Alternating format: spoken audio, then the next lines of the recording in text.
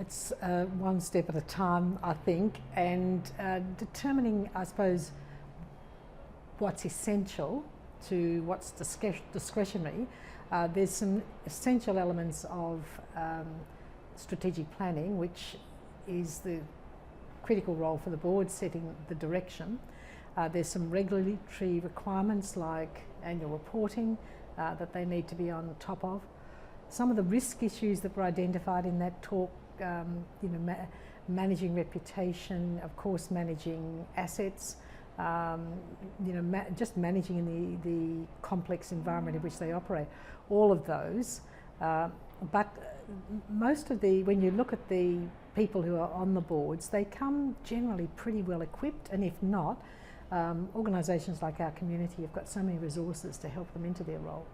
It never hurts to refresh on Governance 101, and once again, organisations like the Australian Charities Not-for-Profits Commission, Justice Connect, our community, there's heaps of places you can go to just to make sure that you're up to date. I think given the vexed funding environment, both from donors and grant makers, it's useful to refresh on what's required, depending on the environment in which you're operating.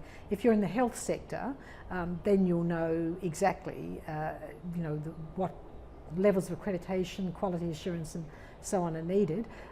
If you're mainly reliant on philanthropic funding from grant makers, then you're going to be in a different environment, and ensuring that your mission and purpose are sufficiently clear that you can access opportunities when they come around, and so on. So a lot of it, I think, is going to depend on the kind of charity you are, the size that you are in this enormously diverse sector. My sense is that the key regulatory changes that came through with the ACNC are by and large bedded down. Once you've done your first annual report, the annual information statement, you get it back pre-populated, and so it's not that hard to keep up to date.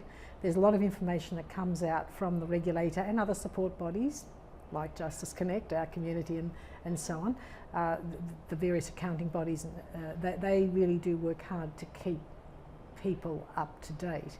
So I don't actually think that that's too difficult. Often in people's minds it is onerous because they see it as a burden, as something that's not necessary. But if you look at the broader environment in which people are operating, the never-ending quest to remain financially sustainable, viable, that really taxes boards. I do think that the sorts of sessions that are scheduled for the Community Directors Conference today are really beneficial in terms of the kind of peer learning that can happen.